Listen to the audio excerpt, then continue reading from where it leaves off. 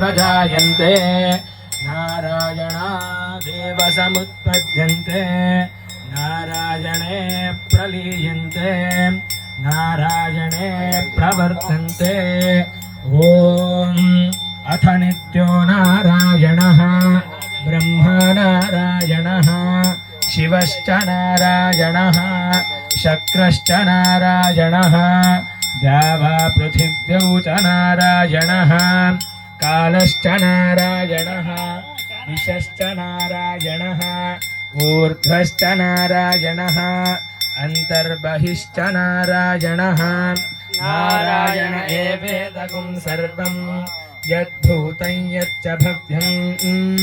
निष्कलो निरञ्जनो निर्विकल्पो निराख्यातः शुद्धो देव एको नारायणः न द्वितीयोऽस्ति कश्चित् य एवं वेद स विष्णुरेव भवति स विष्णुरेव भवति। ओमित्यग्रे व्याहरेत् नम इति पश्चात् नारायणायेत्युपरिष्टात् ओमित्येकाक्षरं नम इति द्वे अक्षरे नारायणायेति पञ्चाक्षराणि एतद्वै नारायणस्याष्टाक्षरं पदम् यो ह वै नारायणस्याष्टाक्षरं पदमध्येति अनपब्रुवः सर्वमायुरेति विन्दते प्राजापत्यगुं राजस्पोषङ्गौ पत्यं ततो मृतत्वमश्नुत इति य एवं वेद प्रत्यगानन्दं ब्रह्मपुरुषं प्रणवस्वरूपम् अकार उकारमकार इति तानेकधा समभरत्तदेतदोमिति यमुक्त्वा मुच्यते योगी जन्म संसारबन्धनात्। ॐ नमो नारायणायेति मन्त्रोपासकः वैकुण्ठभुवनलोकं गमिष्यति तदिदं परं पुण्डरीकं विज्ञानघनं तस्मात् तदिदावन्मात्रं ब्रह्मण्यो देवकी पुत्रो ब्रह्मण्यो मधुसूदनो सर्वभूतस्थमेकं नारायणं कारणरूपमकार परब्रह्मो एतदथर्वशिरो योधीते प्रातरधीयानो रात्रिकृतं पापन्नाशयति सायमधीयानो दिवसकृतं पापन्नाशयति माद्धिन्दिनमादित्याभिमुखो धीयानः पञ्चपादकोपपादकात् प्रमुच्यते सर्ववेदपारायण पुण्यं लभते नारायण सायुज्यमवाप्नोति य एवं वेद इत्युपनिषते।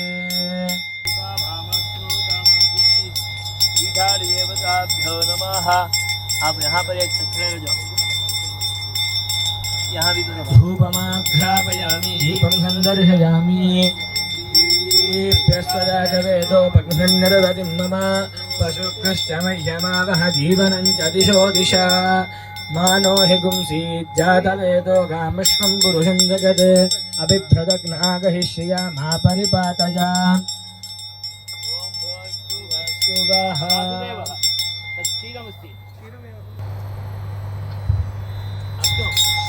ॐ शन्नो मित्रशं वरुणः शन्नो भवद्वर्यमा शन्न इन्द्रो बृहस्पतिः शन्नो विष्णुरुक्रमः नमो ब्रह्मणे नमस्ते वायो त्वमेव प्रत्यक्षं ब्रह्मासि त्वमेव प्रत्यक्षं ब्रह्म वदिष्यामि ऋतं वदिष्यामि सत्यं वदिष्यामि तन्मामवतु तद्भक्तारमवतु अवतु माम् अवतु भक्तारम्। ॐ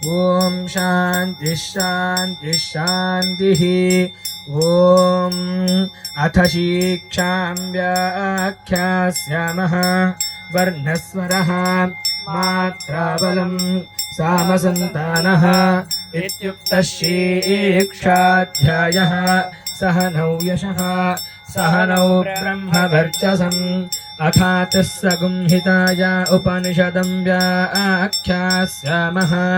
पञ्चस्वधिकरणेषु अधिलोकमधिज्योतिषमधिविद्यमधिप्रजमध्यात्मम् तामहासगुंहिता इत्याचक्षते अथाधिलोकम् पृथिवीपूर्वरूपम् द्यौरुत्तररूपम् आकाशः सन्धिः वायुस्सन्धानम् इत्यधिलोकम् अथाधिज्योतिषम् अग्निः पूर्वरूपम् आदित्यरुत्तररूपम् आपः सन्धिः वैद्युतः सन्धानम् इत्यधिज्योतिषम् अथाधिविद्यम् आचार्यः पूर्वरूपम् अन्तेवास्युत्तररूपम् विद्यासन्धिः प्रवचनगुं सन्धानम् इत्यधिविद्यम् अथाधिप्रजम् माता पूर्वरूपम् पितोत्तररूपम् प्रजासन्धिः प्रजननगुं सन्धानम्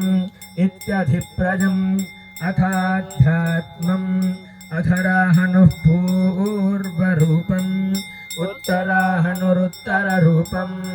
वाक्सन्धिः जिह्वासन्धानम् इत्यध्यात्मम्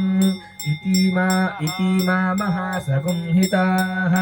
य एवमेता महासगुंहिताभ्याख्याता भेदा सन्धीयते प्रजया पशुभिः ब्रह्मवर्चसेनान्नाद्येन सुवर्गेण लोकेन यश्छन्दसा मृषभो विश्वरूपः छन्दोभ्योऽध्यमृतात् सम्बभूव समेन्द्रो मेधया स्पृणोतु अमृतस्य देवधारणो भूयासम् शरीरं मे विचर्षणं जिह्वा मे मधुमत्तमा कर्णाभ्यां भूरिविश्रुवम् ब्रह्मणः कोशोऽसि मेधया पीतः श्रुतं मे गोपाय आवहन्ति वितन्वाना कुर्वाणा चीरमात्मनः वासागुंसि मम गावश्च अन्नपाने च सर्वदा ततो मे श्रियमावह लोमशां पशुभिः सह स्वाहा आमायन्तु ब्रह्मचारिणः स्वाहा विमायन्तु ब्रह्मचारिणः स्वाहा प्रमायन्तु ब्रह्मचारिणः स्वाहा दमायन्तु ब्रह्मचारिणः स्वाहा क्षमायन्तु ब्रह्मचारिणः स्वाहा यशोचने सानि स्वाहा श्रेयान्वस्य सोसानि स्वाहा तन्त्वा भगप्रविशानि स्वाहा समा भगप्रविश स्वाहा तस्मिन् सहस्रशाखे निभगाहन्त्वयि मृधे स्वाहा यथा प्रवतायन्ति यथा मासा अहर्जरम् धातरायन्तु सर्वतः स्वाहा प्रतिवेशोऽसि प्रमाभाहि प्रमापद्यस्व भूर्भुवः सुभरिति वा एतास्तिस्रो व्याहृतयः तासामुहस्मैतान् चतुर्थीं महाचमस्यः प्रवेदयते मह इति तद्ब्रह्मा स आत्मा अङ्गान्यन्या देवताः भूरिति वा अयल्लोकः भुव इत्यन्तरिक्षं सुवरित्यसौ लोकः मह इत्यादित्यः आदित्येन वाव सर्वे लोका महीयन्ते भूरिति वा अग्निः भुव इति वायुः सुवरित्यादित्यः मह इति चन्द्रमाः चन्द्रमसा वाव सर्वाणि ज्योतिगुंषि महीयन्ते भूरिति वा ऋचः भुव इति सामानि सुवरिति यजुगुंषि मह इति ब्रह्मा ब्रह्मणा वाव सर्वे वेदा महीयन्ते भूरिति वै प्राणः भुव इत्यपानः सुवरिति ध्यानः मह इत्यन्नम् अन्नेन वाव सर्वे प्राणा महीयन्ते तावा एताश्चतस्रश्चतुर्धा चतस्रश्चतस्रो व्याहृतयः तायो वेद स वेद ब्रह्मा सर्वेऽस्मै देवा बलिमा वहन्ति स य एषोऽन्तहृदय आकाशः तस्मिन्नयं पुरुषो मनोमयः अमृतो हिरण्मयः अन्तरेण तालुके स एष स्तन इवावलम्बते सेन्द्रयोनिः यत्रासुके शान्तो विवर्तते व्यपोह्यशीर्षकपाले भूरित्यग्नौ प्रतिष्ठति भुव इति भाजौ सुवरित्याधित्ये मह इति ब्रह्मणि आप्नोति स्वराज्यम् आप्नोति मनसस्पतिं वाक्पतिश्चक्षुष्पतिः श्रोत्रपतिर्विज्ञानपतिः एतत्ततो भवति आकाशशरीरं ब्रह्मा सत्यात्मप्राणरामं मन आनन्दं शान्तिसमृद्धममृतम् इति प्राचीनयोग्योपास्व पृथिव्यन्तरिक्षं ज्योर्दिशो वान्तरदिशाः अग्निर्वायुरादित्यश्चन्द्रमा नक्षत्राणि आप ओषधयो वनस्पतय आकाश आत्मा इत्यादिभूतम् अध्यात्मं प्राणो व्यानोपान उदानः समानः चक्षुश्रोत्रं मनोवाक् चर्ममागुस्सग्स्नावास्थिमज्जा एतदधिविधाय ऋषिरवोचत पाङ्क्तं वा इदगुं सर्वं पाङ्क्तेनैव पाङ्क्तग्स्पृणोतीति ओमिति ब्रह्मा ओमितीदगुं सर्वम् ओमित्येतनुकृतिः स्म वा अप्योश्रावयेत्याश्रावयन्ति ओमिति सामानि गायन्ति ओगुं शोमिति शस्त्राणि शगुंसन्ति ओमित्यध्वर्युप्रतिघरं प्रतिगृणाति ओमिति ब्रह्मा प्रसौति ओमित्यग्निहोत्रमनुजानाति ओमिति ब्राह्मणः प्रवक्ष्यन्नाह ब्रह्मोपाप्नवानीति ब्रह्मैवोप्रापाप्नोति ऋतं च स्वाध्याय प्रवचने च सत्यं च स्वाध्याय प्रवचने च तपश्च स्वाध्याय प्रवचने च नमश्च स्वाध्याय प्रवचने च शमश्च स्वाध्याय प्रवचने च अग्नयश्च स्वाध्याय प्रवचने च अग्निहोत्रं च स्वाध्याय प्रवचने च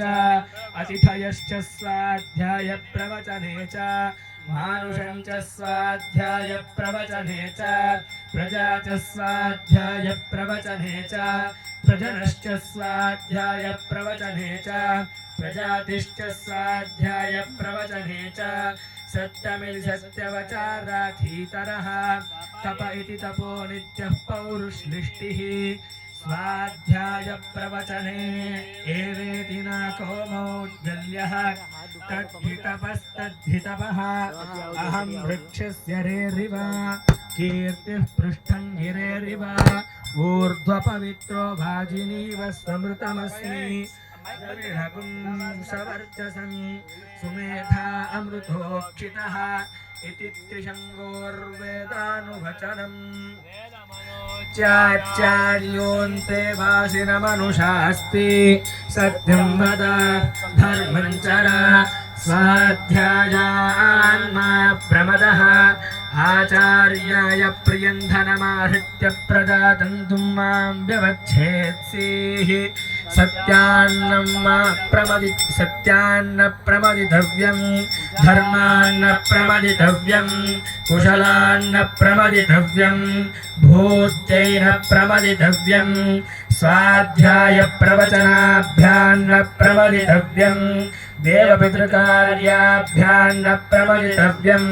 मातृदेवो भव पितृदेवो भव आचार्यदेवो भव अतिथिदेवो भव यान्यनवद्यानि कर्माणि तानि सेवितव्यानि नो इतराणि यान्यस्माकं सचरितानि तानि त्वयोपास्यानि नो इतराणि ये के चास्मच्छेया पुंसो ब्राह्मणाः तेषां त्वयासनेन प्रश्वसितव्यं श्रद्धया ध्येयम् अश्रद्धया ध्येयं श्रिया ध्येयं ह्रिया ध्येयं भिया ध्येयं संविदा ध्येयम् अथ यदि ते कर्म विचिकित्सा वा वृत्तविचिकित्सा वा स्यात् ये तत्र ब्राह्मणाः सम्मर्षिणः युक्ता आयुक्ताः अलूक्षा धर्मकामाः स्युः यथा ते तत्र वर्तेरन् तथा तत्र वर्तेथाः अथाभ्याख्यातेषु ये तत्र ब्राह्मणाः सम्मर्षिणः युक्ता आयुक्ताः अलूक्षा धर्मकामाः स्युः यथा ते तेषु वर्तेरन् तथा तेषु वर्तेथाः एष आदेशः एष उपदेशः एषा वेदोपनिषत् एतदनुशासनम् एवमुपासितव्यम् एवमुचेत्तदुपास्यम् ॐ शन्नो मित्रः शं वरुणः शन्नो भवत्पर्यमा शन्न इन्द्रो बृहस्पतिः शन्नो विष्णुरुक्रमः नमो ब्रह्मणे नमस्ते वायो त्वमेव प्रत्यक्षं ब्रह्मासि त्वामेव प्रत्यक्षं ब्रह्मवादिशं ऋतमवादिशं सत्यमवादिशं तन्मामावीत् तद्भक्तारमावीत् आवीन्माम् आवीत् भक्तारम् ॐ शान्ति शान्ति शान्तिः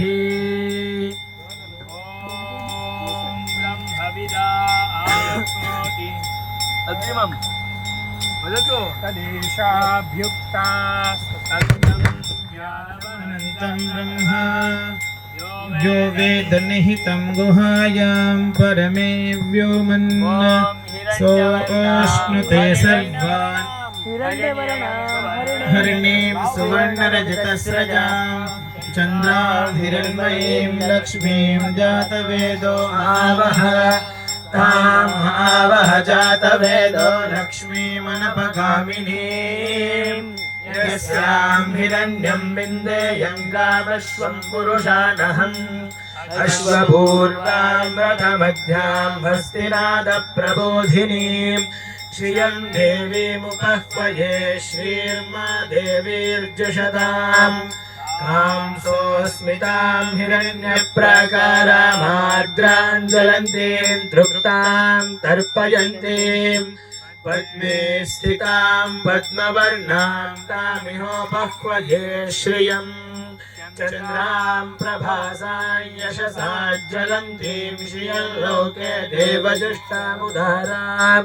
तां पद्मिनीं शरणमहं प्रपद्ये लक्ष्मीर्मे नश्यतां त्वां वृणे आदित्यवर्णे तपसोऽधिजातो वनस्पतिस्तव वृक्षोऽथ बिल्वः तस्य फलानि तपसानुदन्तु मायान्तरायाश्च बाह्या अलक्ष्मीः उपैतु मां देवसखः कीर्तिश्च मनुना सह प्रादुर्भूतोऽस्मि राष्ट्रेऽस्मिन् कीर्तिवृद्धिं ददातु मे क्षुत्पिपासामलां ज्येष्ठामलक्ष्मीं नाशयाम्यहम् अभूतिमसमृद्धिं च सर्वान् निर्णद मे गृहात् गन्धधारान् नित्यपुष्टाङ्गरीषिणीम् ईश्वरीगुं सर्वभूतानां तामिहोपह्वये श्रियम् मनसः काममाकूतिं वाचः सत्यमशीमहि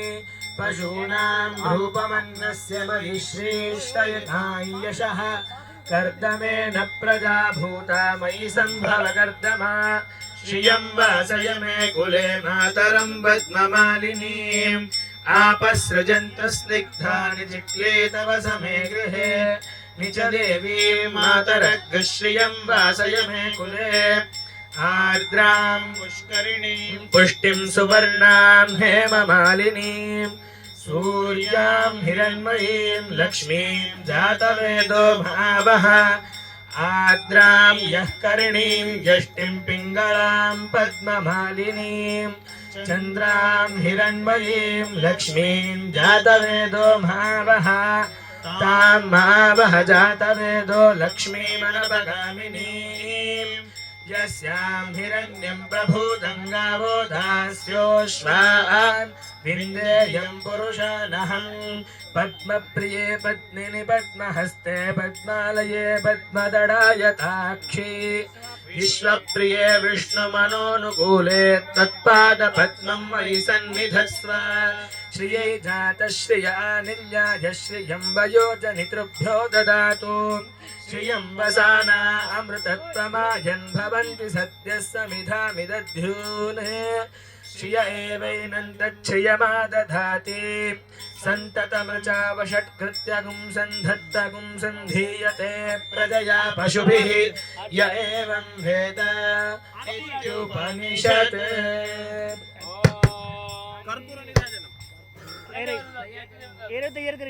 यही दे दो भाई।